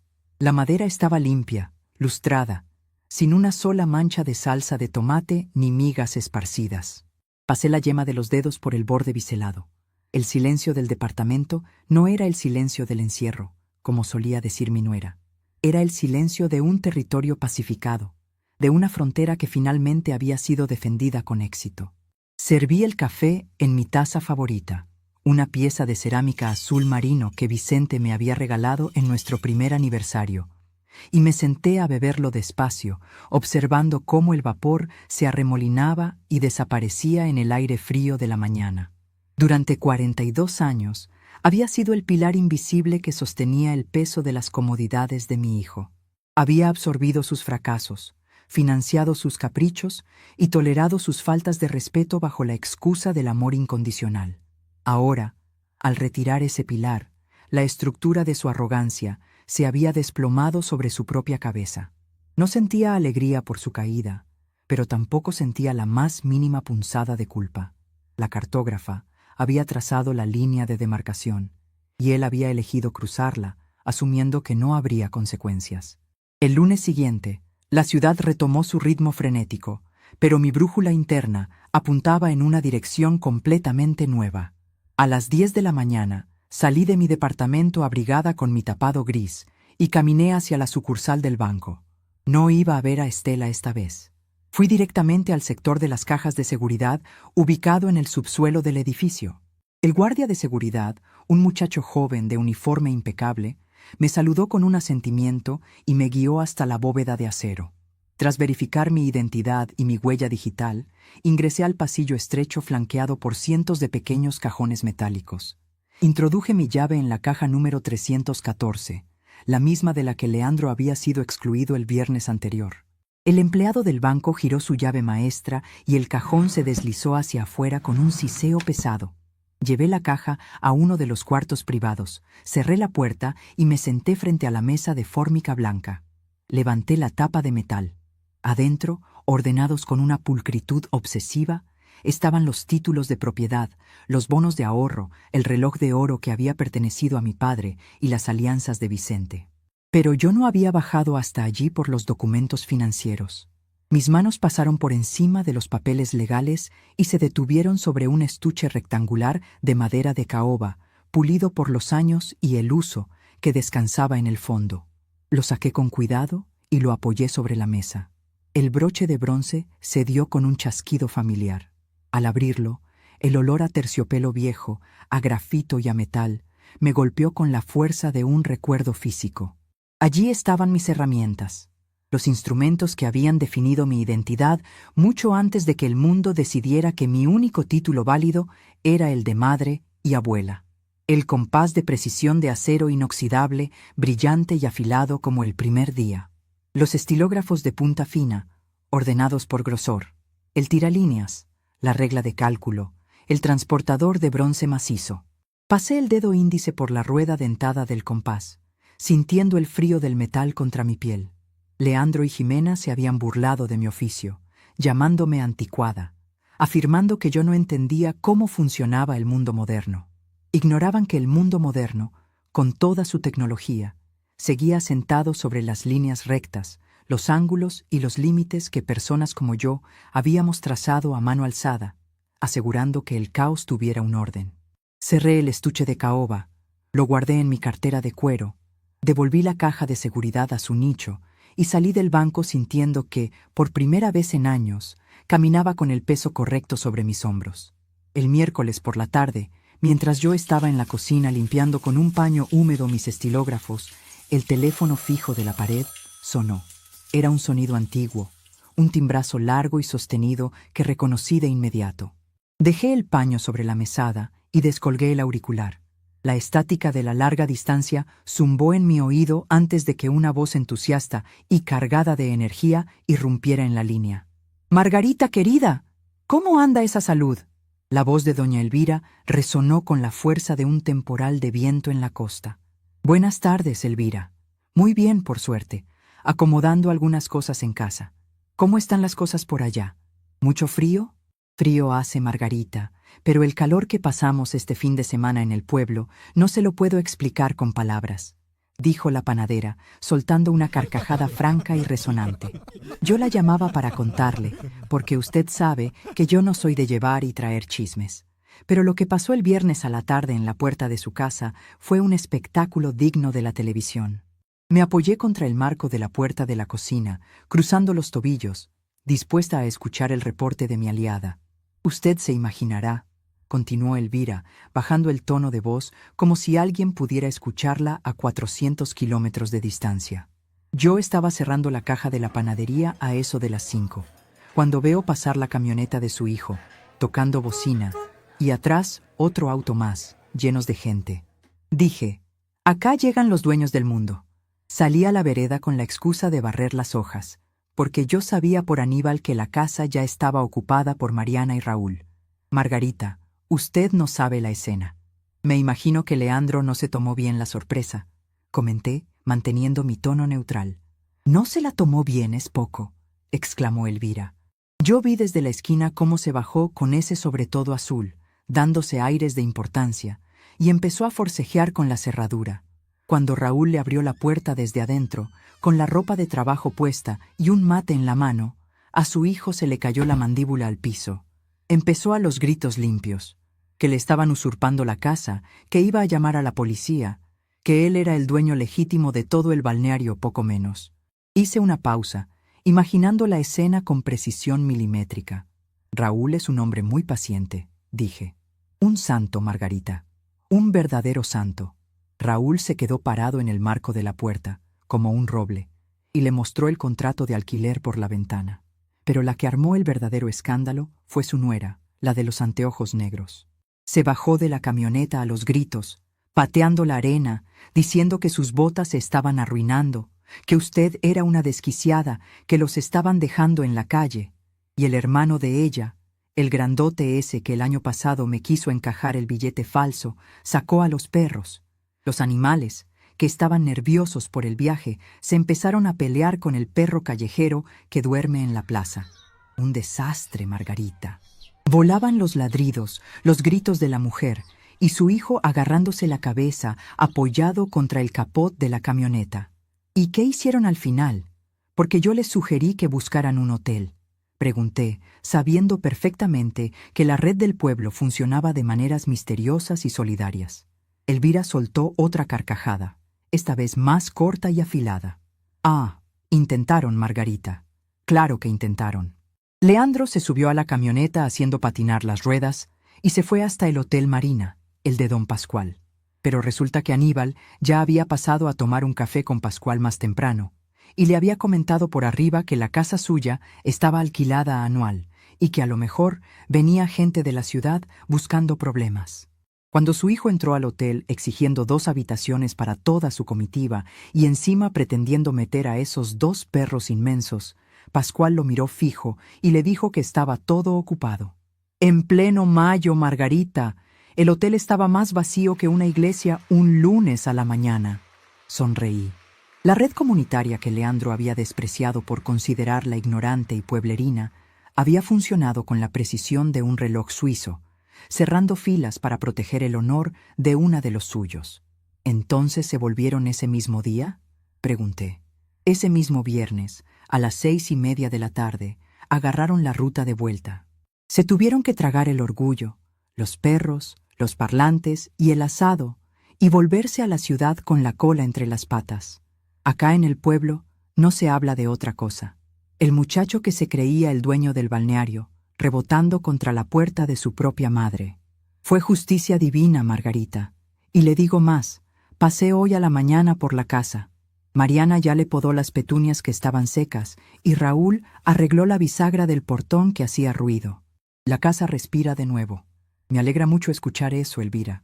De verdad, hágales llegar mis saludos a Mariana y a Raúl, y gracias por mantenerme informada. Faltaba más, doña Margarita. Usted sabe que acá tiene su casa y su gente para lo que necesite. Un abrazo grande. Corté la comunicación y me quedé mirando el aparato por unos segundos. La justicia no siempre requiere de tribunales ni de grandes discursos.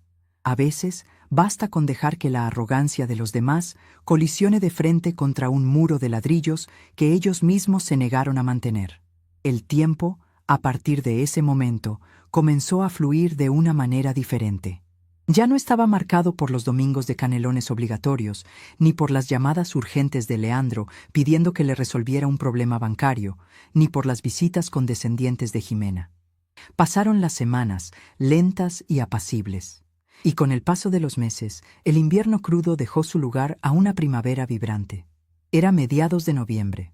Los jacarandás de la avenida principal habían estallado en flores violetas, cubriendo las veredas de la ciudad con una alfombra de color que crujía suavemente bajo mis zapatos. Hacía 6 meses exactos que había cerrado la puerta de mi departamento en la cara de Leandro, entregándole el papel con la dirección de su depósito. 6 meses de un silencio absoluto por su parte, un silencio que yo había respetado con la misma disciplina militar con la que había ejecutado mi plan. Mi departamento también había cambiado. Aquel living oscuro, dominado por la inmensa mesa de roble donde servía los almuerzos dominicales, ya no existía. Había vendido la mesa y las pesadas sillas tapizadas. En su lugar, aprovechando la luz natural que entraba por el ventanal, había instalado un tablero de dibujo profesional, una mesa de madera inclinable, maciza y perfecta, iluminada por 2 lámparas articuladas de luz blanca. Había vuelto a trazar mapas, esta vez no por obligación laboral, sino como voluntaria experta en el archivo histórico municipal. 2 veces por semana iba al edificio de columnas de mármol del centro. Buscaba pergaminos antiguos, mapas catastrales del siglo XIX dañados por la humedad o el descuido, y me los llevaba a casa para restaurarlos. Pasaba las tardes enteras con la lupa montada en el ojo, limpiando las líneas de tinta china desvanecidas, redibujando fronteras perdidas, devolviéndole la memoria a la ciudad que me había visto envejecer. Esa tarde de jueves estaba trabajando en un mapa de 1880, delineando el antiguo cauce de un río subterráneo con mi estilógrafo más fino, cuando el timbre del portero eléctrico sonó. No me sobresalté. Mi pulso se mantuvo firme. Retiré el estilógrafo del papel vegetal con un movimiento vertical y limpio, para no dejar una mancha de tinta. Lo tapé y fui hacia el pasillo. Al levantar el auricular, no hubo necesidad de preguntar quién era. La respiración del otro lado de la línea, pesada y vacilante, me dio la respuesta antes de que hablara. «Ma, soy yo. ¿Puedo subir?» No había exigencia en su voz. No había urgencia. Había una derrota profunda y calcificada. «Subí, Leandro», respondí y apreté el botón. Abrí la puerta principal de mi departamento. Esta vez no puse la cadena. Me paré en el umbral, con las manos en los bolsillos de mi pantalón de lino azul, esperando. Cuando las puertas del ascensor se abrieron, la figura que emergió del pasillo me confirmó lo que ya sospechaba. Leandro había perdido peso. Su traje gris le quedaba holgado en los hombros y la camisa blanca estaba arrugada en el cuello. No había rastros del sobretodo costoso, ni de la arrogancia blindada que solía exhibir frente a sus amigos. Caminaba con los hombros caídos, arrastrando ligeramente los pies, como un hombre que ha estado cargando piedras cuesta arriba durante meses, y finalmente ha descubierto que la cima no existe. Se detuvo a 2 metros de mí. No intentó besarme la mejilla, ni forzar una familiaridad que ambos sabíamos que estaba rota. Sus ojos recorrieron mi rostro, buscando quizás a la anciana frágil y manipulable que él había inventado en su cabeza, pero solo encontró a la cartógrafa. «Pasá», le dije, haciéndome a un lado. Entró al departamento con lentitud. Al llegar al living, se detuvo en seco. Su mirada buscó instintivamente el lugar exacto donde solía sentarse a devorar los canelones, esperando que la escenografía de su antigua comodidad siguiera intacta. Al ver el espacio diáfano, ocupado únicamente por el inmenso tablero de dibujo técnico, los mapas antiguos esparcidos y el olor a tinta china y papel viejo, sus hombros se hundieron un poco más. «¿Qué hiciste con la mesa, ma?», preguntó, con un hilo de voz, como si la ausencia del mueble fuera la confirmación física de su destierro. «La vendí, Leandro. Ocupaba mucho espacio y yo ya no cocino para multitudes. Sentate en el sillón, si querés». Se dejó caer en el sillón individual, apoyando los codos sobre las rodillas y hundiendo el rostro entre sus manos. Se quedó así durante un largo minuto. Yo no ofrecí café, ni té de manzanilla, ni palabras de consuelo. Me apoyé contra el borde de mi tablero de dibujo, cruzando los brazos, dispuesta a escuchar el reporte final del colapso de su imperio.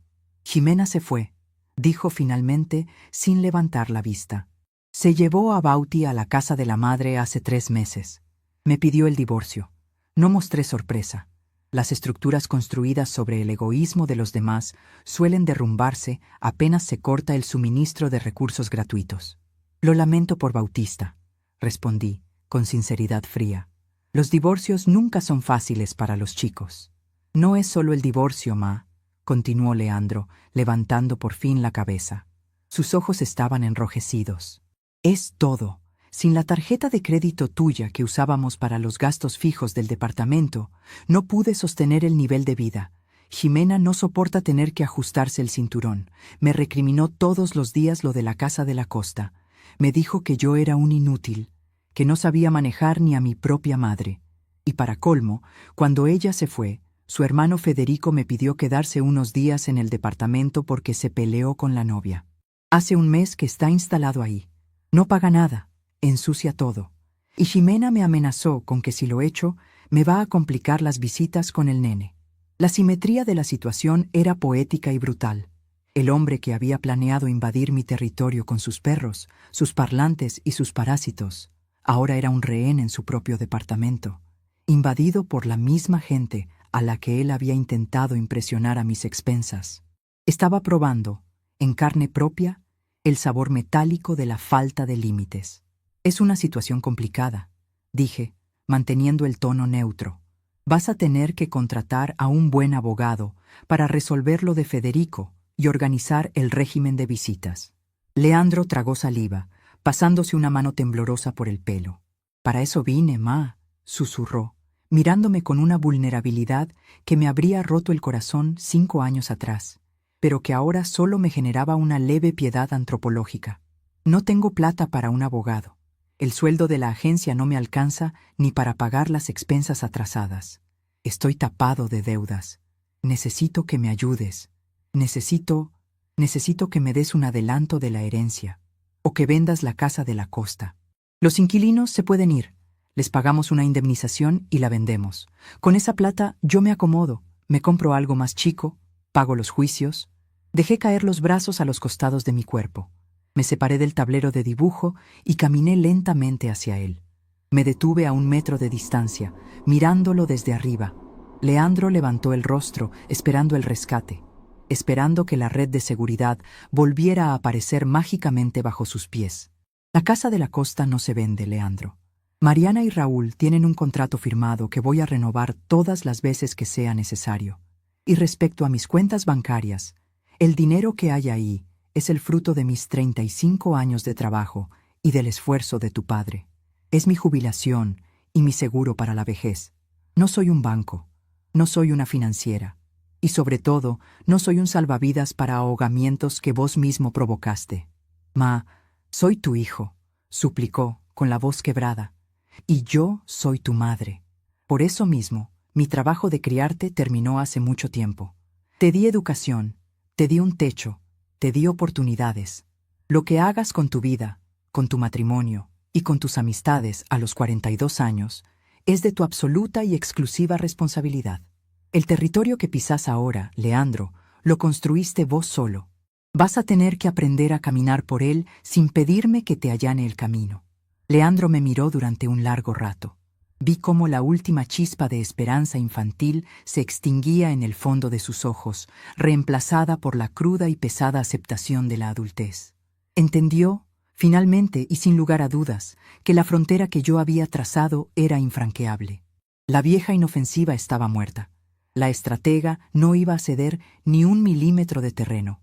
Se levantó del sillón despacio, como si le dolieran las articulaciones. Se arregló las solapas del saco arrugado, asintió brevemente con la cabeza y caminó hacia la puerta de salida. No se despidió. No hubo insultos ni portazos.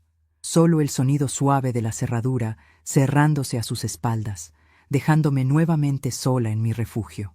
Me quedé de pie en el centro del living, escuchando el silencio. No era un silencio triste.